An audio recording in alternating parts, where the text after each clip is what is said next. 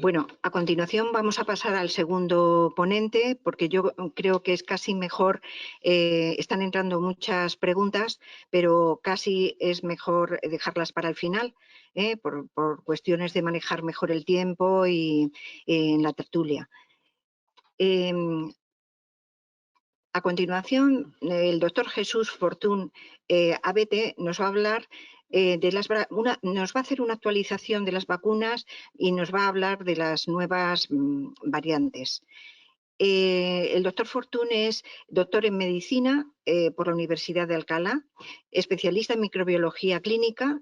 especialidad realizada en el Hospital Universitario Ramón y Cajal de Madrid, y actualmente jefe clínico en el Servicio de Enfermedades Infecciosas de dicho hospital. Es profesor clínico de la Universidad Autónoma, colabora activamente en el Instituto de Investigación Sanitaria del Ramón y Cajal, el IRICIS, ha sido miembro de la Comisión de Infección y Política de Antimicrobianos, Infección Hospitalaria, Comisión de Trasplantes de dicho hospital, y nos va a hablar sobre los ensayos clínicos de las diferentes vacunas, también de la eficacia, de la seguridad y de la disponibilidad. Adelante. Adelante, Jesús. Bueno, muchas gracias Marta, por esta invitación para mí es un honor estar aquí, compartir con todos vosotros, con la cantidad de asistentes que están en este momento presentes y están viéndonos, y compartir también con Mai, una vez más, excelente profesional, excelente amiga, un tema tan apasionante como es este de las vacunas en COVID. Mucho de lo que yo voy a decir ya lo he adelantado, y además excelentemente desde el punto de vista patogénico, inmunológico, la doctora Villar, y voy a reforzar un poquito más algunos aspectos clínicos o aspectos de ensayos clínicos en cada una de las vacunas de las cuales vamos a mencionar brevemente algo de ellas, ¿vale? No sé si lo estáis viendo a pantalla completa. Ahora sí, vale, de acuerdo. Bueno, este es mi conflicto de interés. Ya me haya comentado un poquito los diferentes grupos de vacunas que disponemos. No voy a repetir en este sentido. Bien sabéis que la novedad más importante es la utilización de vacunas que se han llamado genéticas, vacunas RNA o incluso las DNA, que ahora veremos, importantes porque son novedosas en la terapia infectológica y son las primeras que hemos dispuesto. Además, ahora mismo tenemos otras de vectores de las cuales vamos a hablar, y también me haya comentado las vacunas basadas en proteínas o las de virus inactivados o incluso de virus atenuados, como ahora veremos. Recomiendo hoy, me imagino que muchos ya habéis visitado esta página web, está completamente actualizada, es una página que el New York Times dedica al COVID y dedica específicamente a las vacunas. Esta es la última actualización que tiene, que es de la semana pasada, de abril, donde se ve claramente las diferentes fases en las que están los estudios ahora mismo en investigación y aquellas que ya están aceptadas y aprobadas. También se ha comentado, y ahora veremos específicamente dónde están, en qué situación están cada una de estas vacunas, incluso la distribución en países, tanto la EMEA como la FDA o fuera de estos contextos, la utilización de diferentes vacunas. Antes de hablar de los ensayos clínicos, empezando por el final, es un aspecto de gran interés el tema de las variantes que está amenazando a la eficacia de estas vacunas. Recordar, Maya lo ha comentado, algunas de estas variantes, las primeras de ellas, la variante británica, que es la que tenéis en la parte alta de la diapositiva, es una variante, incluye varias mutaciones, pero fundamentalmente, además de las diferentes estructuras proteicas, fundamentalmente la lleva consigo la proteína S, y aquí, a este nivel, y esto lo comparten no solamente con la británica, sino también con la sudafricana y la brasileña, hay una mutación, la mutación 501, que está muy próxima al centro de reconocimiento que tiene la proteína S sobre el factor, la C2, el receptor del virus a nivel celular, la actividad de angiotensina, y parece que le da más adhesividad, más facilidad para el contagio e incluso recientemente algunos aspectos de más mortalidad. Sobre todo, desde luego, parece que más contagiosidad. Esto lo comparten las tres variantes fundamentales, tanto como digo, la inglesa como la sudafricana, brasileña, y también, como veis, hay descritas otras variantes, California, etc. Incluso hubo una variante española. Quizás lo más significativo es que además de estas mutaciones, como hay muchas más, está esta, la mutación 484, que no la comparte la inglesa, la variante inglesa, pero sí la sudafricana, que está a otro lugar de la proteína S,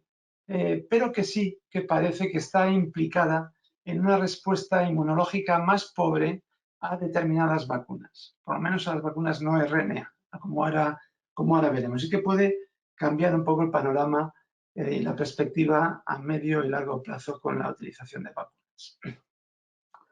Respecto a España, cómo están las vacunas, en un último informe que tenemos disponible, tenemos una gran presencia de la variante británica, supone prácticamente más del 70% de las variantes en el país, e incluso en algunas comunidades más del 90%. Es ahora mismo la cepa que está circulando.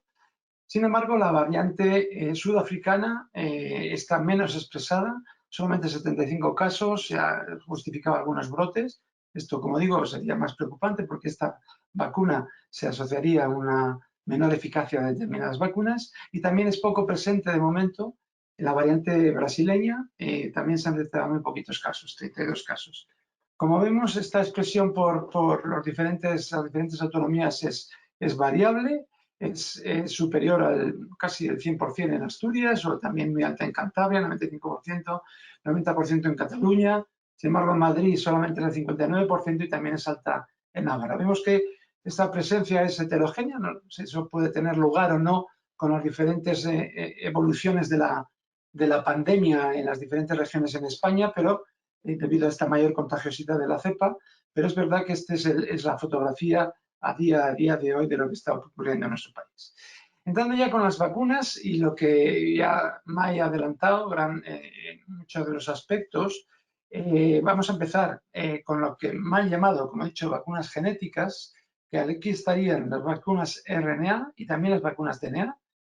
Importantes diferencias entre ellas: las vacunas RNA es una estructura muy sensible, muy lábil, y que hasta ahora lo gran novedoso es que se ha tenido que utilizar partículas lipídicas para que, a pesar de todo, y tener que tenerla en concentraciones en condiciones de temperatura muy específicas, pues por lo menos la hemos utilizado. Sin embargo, las vacunas DNA, que están todavía ahí, son más cómodas de manejar, porque normalmente se utilizan aprovechando plásmidos bacterianos, y esto se hace normalmente a temperatura ambiente. Con lo cual, la logística será más fácil cuando tengamos vacunas DNA, que todavía el desarrollo, por el riesgo que hay de integración de DNA, de la utilización de estas vacunas a nivel celular, cosa que no ocurre con las vacunas RNA, porque la no participación de DNA hace que no haya integración a nivel del núcleo y que la síntesis proteica se produzca fuera de este contexto. Sin embargo, siempre hay un riesgo, y la FDA, en concreto la OMS, ha sido muy exigente con las vacunas de DNA. Hay que medir bien la integración del DNA en otras células, fundamentalmente en los miocitos, alrededor de la implantación de la vacuna, para permitir o no el uso de estas vacunas. Hablaremos un poquito de ello, pero fundamentalmente las que tenemos más experiencia son las de virus RNA. Empezando con la primera que tuvimos experiencia, bien conocida por todos, la vacuna de Janssen,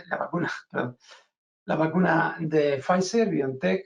vacunas que la fotografía lo recoge, la eficacia ahora tenemos en ello del 95%, 2 dosis separadas de 3 semanas, esta exigencia del frío importante para las vacunas de RNA que estas vacunas tienen. La vacuna se inició, como siempre, con estudios en fase 1 y fase 2, y después ya ahora comunicaremos el estudio en fase 3 que permitió la utilización masiva de la vacuna, y prácticamente a finales de diciembre ya había sido aceptada por las dos agencias, tanto la EMEA como la FDA, para su utilización. Los estudios iniciales en fase 1 y fase 2, ya a la hora de elegir la dosis, ya vieron claramente que entre los 10, 30 y 100 microgramos, la dosis alta, la de 100 microgramos, es la dosis que se asociaba con unos efectos tóxicos mayores de forma directa y, como ya luego adelantaremos, es la dosis que se cayó y finalmente fue la dosis de 30 microgramos, la dosis que permitió su paso a los ensayos en fase 3 y a los ensayos de utilización masiva, como ahora veremos. Desde el punto de vista inmunológico, estos estudios en fase 1 y fase 2 también demostraron pequeñas diferencias. Es que la primera es que las dosis altas, la dosis de 100, que hemos dicho que eran un poquito peor toleradas, encima se asociaron con una menor, no se sabe muy bien si es un efecto de saturación o no, con una menor respuesta medida de anticuerpos, tanto el receptor binding domain o las IgGs o los anticuerpos neutralizantes, fue también más alta en los anticuerpos, en las vacunas que utilizaron 30 microgramos, comparado, como vemos aquí, con suero de pacientes convalecientes que habían pasado la infección. Y de nuevo, reforzando un poco la idea que ha contado Mai, la importancia de las vacunas, incluso en pacientes infectados, como los títulos pueden llegar incluso a ser más elevados, por lo menos con las vacunas de RNA. ¿Qué pasó con los estudios en fase 3? Recordar, primero, el gran trabajo publicado, la gran esperanza con este trabajo salió en New England, con el objetivo de esta vacuna, en el cual será confirmar con 2 dosis, por supuesto, tanto en pacientes que habían tenido infección previa como aquellos que no habían tenido infección previa, ver esa respuesta. Se necesitaba confirmación por PCR de los casos clínicos y se valoran diferentes estratos de la evolución, incluido muerte, incluso en UCI o otro tipo de adhesión. Como digo, para no enlentecer mucho, la eficacia global fue del 95%, muy elevada, y además es muy interesante que los pacientes mayores de 65 años también tuvieron una eficacia similar, prácticamente similar. Esta eficacia es verdad que se consiguió a la semana de la segunda dosis, porque en periodos intermedios entre la primera y la segunda dosis, pues el vaso está medio lleno o medio vacío, como lo queramos ver, un 52% de eficacia, insuficiente sin duda alguna, para que una sola dosis fuera aplicable y necesaria esta segunda dosis, pero no obstante se consigue ya un 52% a partir del día más 14 o más 21 desde la primera dosis. Los aspectos de seguridad ya demostraron inicialmente que era una vacuna muy bien tolerada. Sobre todo lo que se demostraron fueron reacciones alérgicas, ahora hablaremos de ello, alguna parálisis facial, pero poco significativa, y sobre todo reacciones locales, algún caso asociado a adenitis en el contexto de este drenaje linfático de la zona de punción. Aquí vemos cómo la participación en esta vacuna de Pfizer, con un estudio de más de 43.000 pacientes, vemos que fueron muy elevados, más de 8.000 en cada brazo, más de 7.000 en cada brazo, los pacientes mayores de 55 años, con lo cual eso nos da y además la participación por grupos de otro tipo, y grupos étnicos o diferentes países, fue también muy variada a la hora de aplicar de forma universal la vacuna. Los efectos locales, ya lo he dicho, efectivamente en general se toleraron muy bien, tanto los efectos locales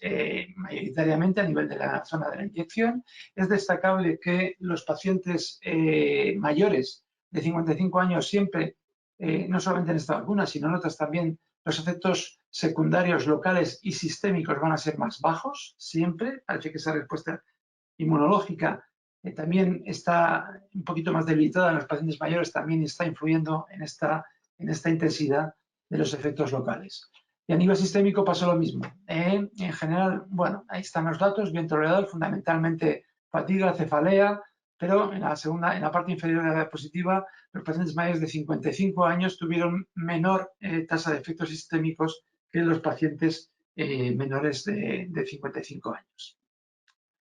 La eficacia, ya hemos dicho, 95% de eficacia, tanto en aquel grupo, repito, que se había valorado la vacuna tanto para los pacientes naïf, que no habían pasado la infección, como para los pacientes que habían pasado algunos la infección.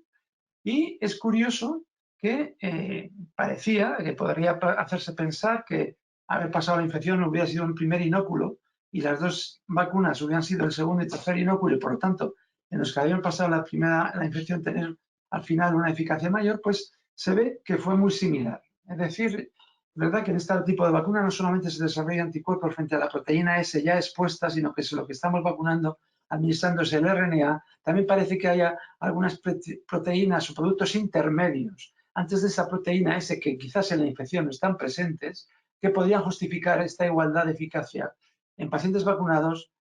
hayan tenido o no la infección previa. Esto es una elucubración de algunos de esos autores con las vacunas para justificar este evento de que, bueno, pues que la infección previa no es un potenciador a la hora de esta vacuna en este tipo de pacientes. Vemos la diferencia, lo que ya hemos comentado, la eficacia global del 95%, y vemos claramente que en los mayores de 65 años esa eficacia se mantiene. Y además con un intervalo de confianza estrecho, o sea que se garantiza una eficacia importante en los mayores de 95 años. Vemos a gran escala lo que la vacuna supone, sobre todo esa diferenciación entre el grupo control y el grupo de vacunados a partir del día 14, ya con la sola primera vacuna, pero ya con la segunda ya se dispara y prácticamente, pues, mientras la pendiente de los no vacunados sigue hacia arriba, de forma homogénea, pues se estabiliza en un plató en los pacientes vacunados. El problema, ya he dicho que es una vacuna bien tolerada, pero es verdad que hubo reacciones alérgicas, algunas reacciones anafilácticas, y de hecho ya como ya es la vacuna que primero se utilizó ya en Estados Unidos a finales de diciembre, ya tuvieron casuística importante, casi con 2 millones de pacientes que habían recibido la vacuna, ver el grupo, el número de pacientes que habían recibido reacciones graves, y vieron hasta 21 casos de anafilaxia, pero lo más interesante es que 17 de ellos, la gran mayoría, eran personas que ya habían tenido un antecedente de otro tipo de alergias, con lo cual se recomienda que a los pacientes que tengan esta hipersensibilidad a otros productos, pues que lo avisen, porque es en ellos donde parece que pueden tener más riesgo. Esto es lo mismo, una recomendación a este nivel. Vemos que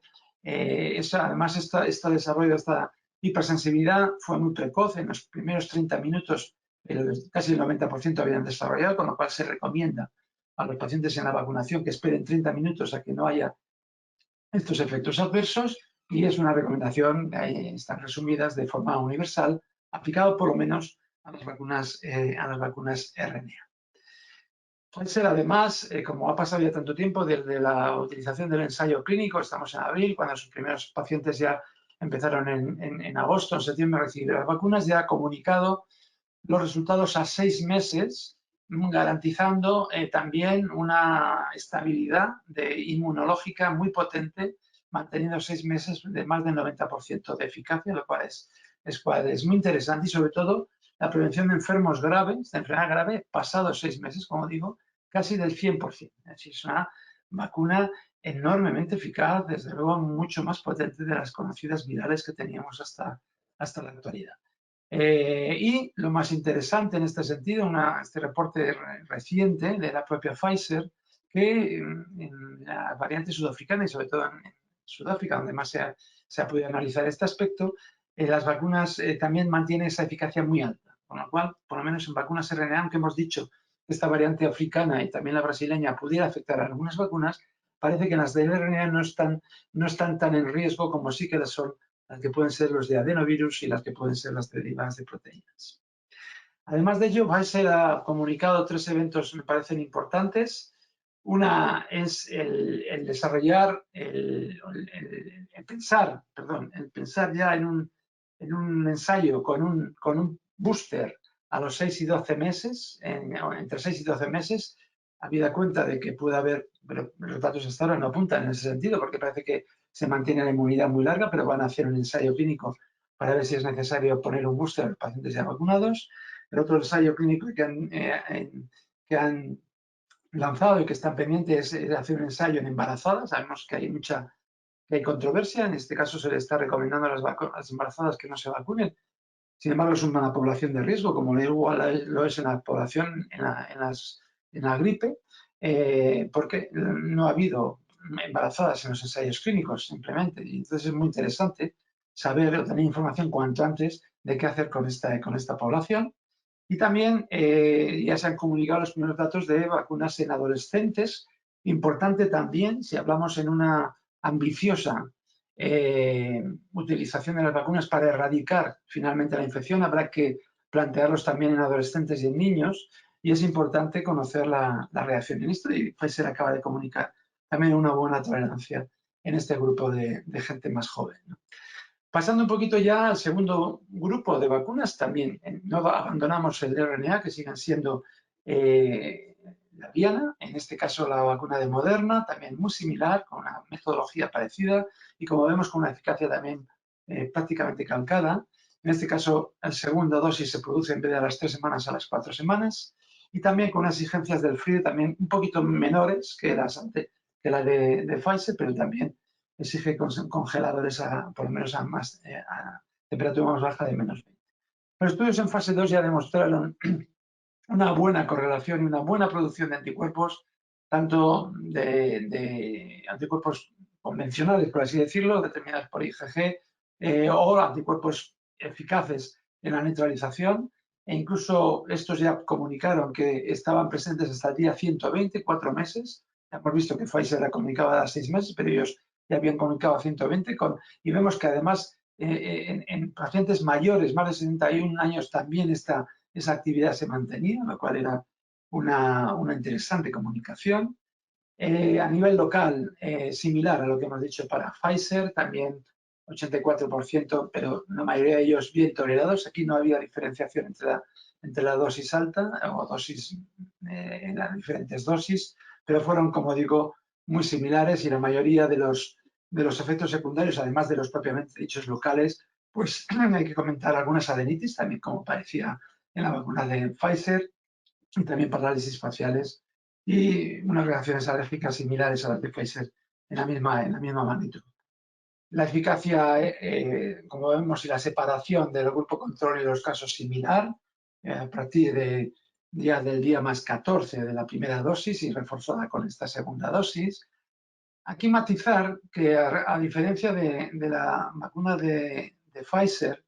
en la población mayor, que también hubo pues, casi 7.000 pacientes mayores de 65 años, 3.500 en cada brazo, la eficacia fue ligeramente inferior al 86% y quizás un poquito más preocupante el intervalo de confianza amplio, en algunos casos solamente del 60%. Esto pudiera poner, bueno, quizás en alguna duda este asunto, pero esos datos más robustos, como sí que tuvieron en Pfizer, quizás en Moderna, en la población mayor de 65 años, fueron un poquito, con unas frecuencias un poquito menor. Esto ya lo ha comentado Mai, ¿no? A la hora de la potenciación en las vacunas y la necesidad de 1 o 2 dosis, porque ya pacientes no infectados como 1 y 2 dosis consigue este nivel, pero los pacientes infectados, ya partiendo de una base lógicamente tan importante, ya con 1 dosis llegamos a tasas muy elevadas, y hay que plantear de si es necesario o no esta segunda dosis. Esto ha habido mucha literatura en las últimas semanas, ¿no?, a la hora de valorar si es necesario o no, porque en general todos los trabajos demuestran que efectivamente con la primera dosis, después de los pacientes ya infectados, los títulos son importantes, y habido de los problemas de autoinmunidad, que hablaremos luego, tampoco es bueno que haya un exceso de anticuerpos, ¿no? Pero en general autores muy reconocidos, como Thomas Bradley en el New England recientemente, hace 1 o 2 semanas, era cauto a la hora de que mantengamos la evidencia de los ensayos clínicos con la doble dosis y que se hagan bien las cosas bien hasta que no tengamos evidencia de lo contrario. Se ha visto en los pacientes,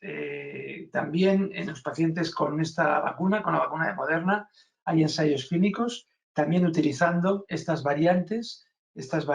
que podrían poner en riesgo, que como ya he dicho, para las vacunas de Pfizer, pues parece que en Sudáfrica no se han demostrado. También Moderna tiene en marcha estos ensayos para demostrar la eficacia en estas variantes con menores resultados. Hubo a finales del año en España, el Ministerio aportó este informe de farmacovigilancia sobre las vacunas, demostrando que en general, ya lo hemos dicho, bien toleradas, pero menos frecuentes los efectos secundarios en los pacientes mayores de 65 años que en los pacientes jóvenes. A día de hoy, como bien sabe todo el mundo, tenemos solamente las 2 vacunas de RNA que acabamos de hablar, pero estamos pendientes de otras, ahí están, todas presentes. Algunas de ellas, la parte superior, vacunas incluso en fase 3. La primera de ellas, ya ha comentado Mai, una vacuna importante que está pendiente de salir, una vacuna de RNA, similar a las anteriores, pero sin embargo, con una metodología quizás ligeramente diferente que permite una exigencia del frío menor y que persigue, lo cual será un salto cualitativo importante. Esta es de GSK, esta vacuna, y tendremos pronto, yo creo, los resultados para ver cuáles son y su aplicación. Y interesante, ya lo he mencionado, las vacunas DNA, algunas en fase 3, todavía no tenemos resultados preliminares. Ya he dicho anteriormente que la OMS es especialmente cauta a la hora de permitir el desarrollo de este tipo de vacunas por el tema de la integración a nivel del DNA humano de estas vacunas, que hasta ahora la poca experiencia, bueno, la mucha que hay, algunas sí que hay, sobre todo en chimpancés, en Macacus rhesus no ha habido integración al DNA y parecen seguras, pero se está teniendo mucha cautela en la comunicación y el desarrollo de estas vacunas. Y como digo, lo que sí sería la ventaja que no tienen la exigencia de la cadena de frío que tenían las vacunas de RNA, porque se aplican en plasmidios bacterianos que se conservan a temperatura ambiente. Detrás hay muchas más vacunas, de las cuales no vamos a hablar, muchas de ellas incluso en fase 1, pero un gran desarrollo detrás. Vamos a pasar al segundo gran aspecto de las vacunas, ya también lo ha comentado la doctora Villar, el tema de aquellas vacunas que van incluidas dentro de un soporte, que en este caso es virus, fundamentalmente adenovirus, pero también hay otros virus. La primera de ellas y la más conocida es la vacuna de AstraZeneca. Vacuna de AstraZeneca que, como veremos, a nivel de resumen lo tenemos en la diapositiva, entre un 60 y un 90%. Ahora veremos por qué se da este intervalo. También 2 dosis. Inicialmente se había diseñado para 4 semanas, pero ahora veremos por qué se permite hasta 12 semanas en este booster. Esta vacuna, como pasa también con la de Janssen, que también es de virus que se soporta en adenovirus, y también la de CanSino y también la Sputnik, todas ellas son con este vehículo. Estas inicialmente fueron todas ellas diseñadas para una sola dosis. Janssen ha mantenido y llega al final a la fase 3 con una sola dosis. Sin embargo,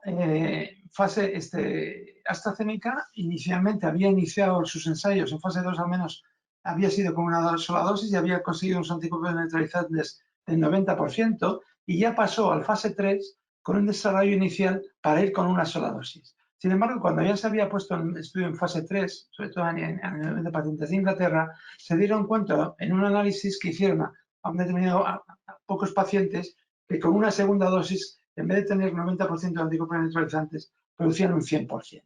lo cual obligó a cambiar las reglas del juego durante el partido, y cuando ya estaban lanzados en fase 3 ya cambiaron el diseño y metieron ese booster de segunda dosis. Eso hace que cuando han comunicado el ensayo clínico ahora, han publicado en Lancet, con estas modificaciones, hace que, no sé si se puede llamar violaciones de protocolo, pero sí modificaciones serias del diseño inicial de este estudio en fase 3. En este estudio en fase 3, que ahora veremos los resultados, incluyen 4 cohortes, incluso incluyen, como vemos, pacientes de fase 1 y fase 2, pero de fase 2 y 3, que es realmente lo que importa, son pacientes, los primeros que eran en Inglaterra, eran aquellos pacientes que inicialmente además habían ido con una dosis inicial baja, que después se dieron cuenta porque medida por PCR o medida por cromatografía eran diferentes las dosis que estaban utilizando.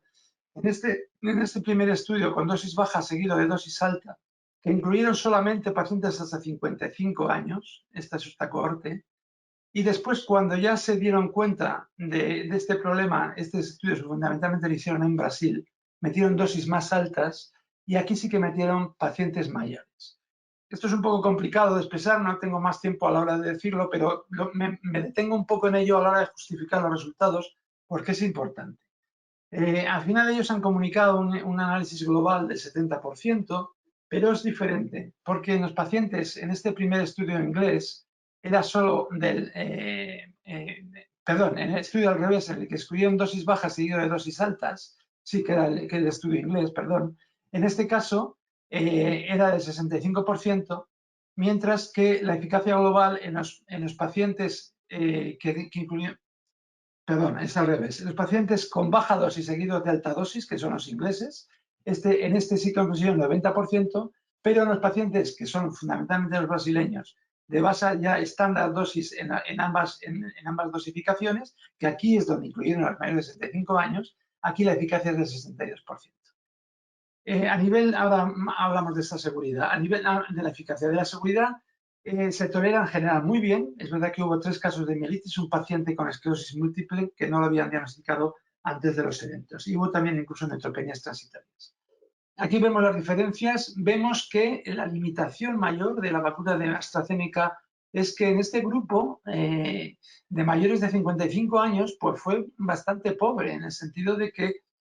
fue mucho menos, ¿no? Que como vemos aquí, y eso fue de pie a que algunos países, la Comunidad Europea, no aceptaron inicialmente AstraZeneca para los mayores de 55 años. Esto ha sido cambiado, como ahora veremos, con el tema asociado a las trombosis, que fundamentalmente se ve en gente joven. Pero inicialmente, debido a que tenía una población poca en esta población mayor, pues algunos países no lo incluyeron. Repito que esta población mayor fundamentalmente se incluyó en el estudio brasileño y estos son los que se asociaron a una frecuencia menor. Y fueron solamente los del 90%, aquellos que se hizo en Inglaterra, que se excluyeron a los pacientes mayores. Con lo cual sigue habiendo un poco controversia la verdadera aplicación a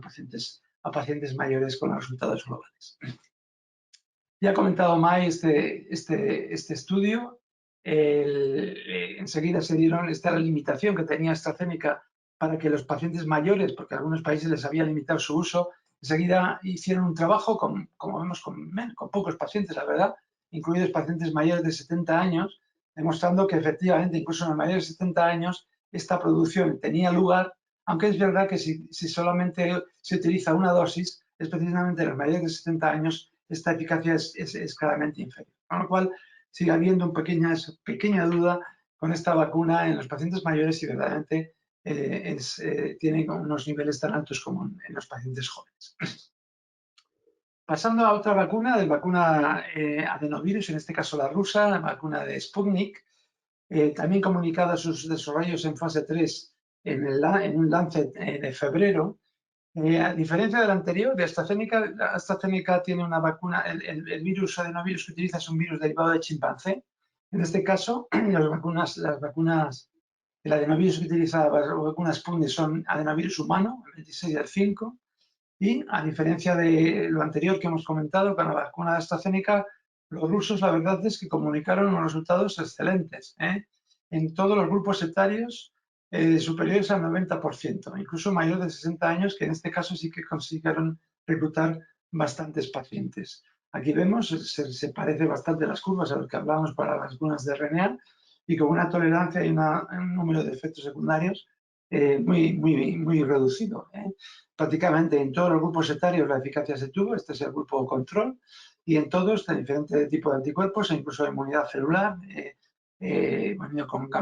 con interferón. En todos ellos la eficacia fue bastante interesante y muy superior, como digo, al 90%. Ahí están los datos. La tercera vacuna que todavía no ha comunicado fase 3 para vacuna de adenovirus, o la vacuna CanSino, vacuna china, que sí que comunicó en estudios en fase 2, y es lo que traigo a colación, demostrando una cierta respuesta inmunológica muy importante. Es de verdad que esta vacuna en verano, cuando se publicaron, que fue en agosto cuando se publicó este trabajo, fue el primer trabajo, se adelantó a todos, la primera vacuna eficaz en COVID y creó mucha expectación, pero ya ellos dijeron que la producción de anticuerpos neutralizantes en mayores de 55 años era menor que en los menores. De nuevo, ese hándicap en las vacunas de adenovirus, menos los rusos, todos lo han dicho. Y lo más interesante, y lo ha comentado la doctora Villar, es que en la población que tenía anticuerpos frente a adenovirus, esta cepa CanSino sí que utiliza adenovirus humano, la respuesta era menor. Y es que seroprevalencia o expresión de anticuerpos frente a adenovirus, más del 50% de la población lo tiene. Y por lo tanto, esto es un hándicap para todas las vacunas de adenovirus, porque tener anticuerpos frente a adenovirus ya circulantes pueden hacer que la eficacia de la vacuna de adenovirus sea menor. Es un talón de Aquiles que ahí queda y que habrá que ir viendo. La última que se ha añadido dentro de este tipo es la vacuna de Janssen, bien conocida porque es inminente y está en la prensa en esta semana, y ha dicho que es la única que se mantiene fiel a sus principios de utilizar una sola dosis y así va a salir al mercado, con una eficacia que, como vemos aquí, es variable, 70% de Estados Unidos, pero llega a ser al 57% en Sudáfrica, porque, al igual que otras vacunas de adenovirus, también sufre el efecto de las vacunas de las variantes sudafricanas, y lo que sí que tiene es la ventaja de la temperatura ambiente a la hora de su mantenimiento. Todavía se ha presentado a las agencias, tanto la EMEA como la FDA, todos los resultados para ser, y de hecho está aceptada, como todos sabemos, pero no se han publicado los estudios en fase 3, solamente están comunicados los estudios en fase 2. En estas fases, como se presenta cohorte 1 y cohorte 3, que son las que verdaderamente utilizan una vacuna, pero es la cohorte 2, la que utiliza un booster, y que dicen que lo comunicarán más tarde, y habrá que ver si en virtud de esos resultados si replantean recomendar hacer un booster, a pesar de que van a lanzarse al mercado con una sola dosis en base a estos resultados. Esto lo iremos viendo, esto es todo cambiante y todavía está, el partido no ha acabado y está todavía pendiente de comunicarse más resultados con todas estas vacunas. Lo que ya he dicho de Janssen, efectivamente, el ensayo clínico que todavía está pendiente de verse resultados en el SEMBL, pues tiene sus diferencias de eficacia, tan importante como el 70% en Estados Unidos, pero ligeramente diferente en Sudáfrica, aunque sí es cierto que en las formas graves casi llega al 90%, incluso en otras latitudes, con lo cual eso sí que a nivel por lo menos de prevención de la forma grave sí que es eficaz. En este sentido, también, aunque es muy preliminar, pero tenemos que hacer patria, comunico los datos de la vacuna española, la vacuna del CSIC, que todavía están en fase muy preliminar, en fase experimental, solamente a nivel animal, no se ha pasado a la fase, como digo, en humanos, que parece que se va a empezar a partir del verano. Lo traigo a colación aquí porque es una vacuna que también se utiliza vehiculizada en otros virus, en este caso no es adenovirus, es el virus de la vaccinia, de la vacuna, que parece que tiene unas ciertas ventajas respecto a adenovirus a la hora de su penetración celular y su inmunogenicidad. Es muy robusta en la producción de anticuerpos, tanto IgG como neutralizante, como también a nivel de inmunidad celular, sobre todo CD4, TH1, porque la verdad es que todas las vacunas la respuesta TH2 es muy baja, pero TH1 en CD4 y CD8 también es muy potente, e incluso se puede administrar incluso a nivel, parece que a nivel nasal, no solamente parenteral. Hay una expectación importante, como no puede ser de otra manera, y tenemos que esperar los resultados de esta vacuna. Para acabar, hablar de las vacunas derivadas de proteínas. Ya lo ha comentado también la doctora Villar. La primera una de ellas es la otra vacuna rusa, Vectop, una vacuna que acabó y que ya Putin ya dijo que aceptaba su uso en octubre a nivel global, cuando ni siquiera se había empezado el estudio en fase 3, que se empezó en noviembre, solamente con los resultados en fase 2. Y estamos por conocer los resultados de esto, pero vemos la diferencia y la importancia que tiene la seguridad de las agencias a la hora de la vigilancia y de la aplicación de las normas, y sobre todo, como estamos viendo ahora con las toxicidades recientes de la trombosis, en la farmacovigilancia, y que en Rusia y en China quizás esa vigilancia es claramente inferior a la EMEA y a la FDA. Decir también esta vacuna que la ha mencionado también la doctora Villar, Novavax, por proteínas, también muy desarrollada a nivel de Estados Unidos e Inglaterra, con más de muchos pacientes en marcha, pero también, al igual que pasaba con las vacunas de adenovirus, afectada en pacientes en Sudáfrica con unos resultados alrededor muy inferiores al comunicado en otros lugares, del 89%, solamente del 50% de nuevo una vacuna que se afecta con las variantes que acabamos de mencionar. Ya para acabar, las vacunas inactivadas, tenemos varias, Sinopharm y Sinovac, son vacunas chinas que tienen un gran impacto y desarrollo ahora mismo en Chile, por ejemplo, en Sudamérica. Parece que los resultados que se habían comunicado, el 79%, lo que yo he accedido esta semana, están siendo bastante inferiores, y Chile, a pesar de que es, por ejemplo, un país con gran vacunación en su población, más del 30%, sin embargo, están siendo otra vez recluidos. Parece que hay problemas con estas vacunas. Interesante también mencionar simplemente en fase 1 esta vacuna que no es inactivada, sino que es atenuada. Cuidado, pues en virus atenuados utilizando COVID, son virus que hay que tener mucho cuidado porque es un virus patogénico Y sin embargo, hay vacunas en marcha con una modificación genética sustancial para disminuir mucho pero se sabe, con la triple vírica o vacuna de la varicela, que son vacunas muy monogénicas y se quiere analizar en este sentido, pero está solamente en fase 1 y veremos los resultados con este tipo de vacunas. Simplemente recordar, bueno, también el tipo de la eficacia de las vacunas, es una carta de New England reciente, como,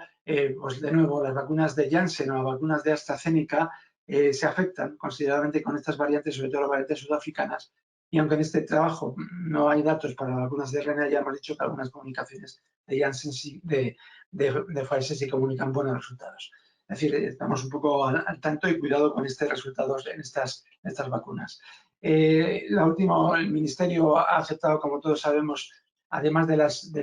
vacunas por edades, que en el grupo de 70 a 80 años además se va a vacunar con pacientes inmunodeprimidos, implicares antes de que les toca por edad, tanto los trasplantes de órgano sólido, hematopoyéticos, HIV con menos de 200 CD4, para vacunarlos en este grupo etario y que les va a corresponder vacuna de Pfizer o de Moderna.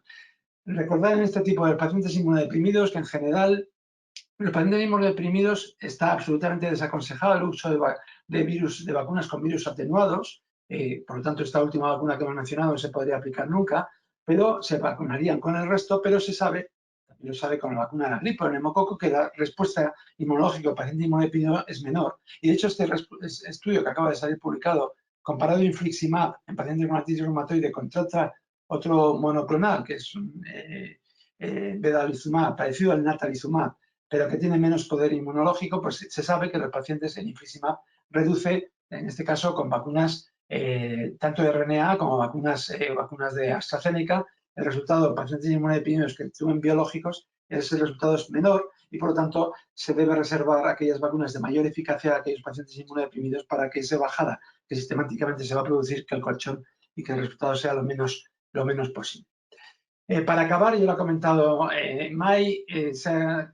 algo que nos ha impactado a todos, la comunicación de este tema de las trombosis asociado a las vacunas, sobre todo a la vacuna de AstraZeneca, que ahora en esta semana justo también se ha comunicado para 4 casos en Janssen y como no sabemos en otras agencias, la china y la rusa, esa vigilancia cuál tiene lugar, si también puede ser aplicable a otras vacunas adenovirus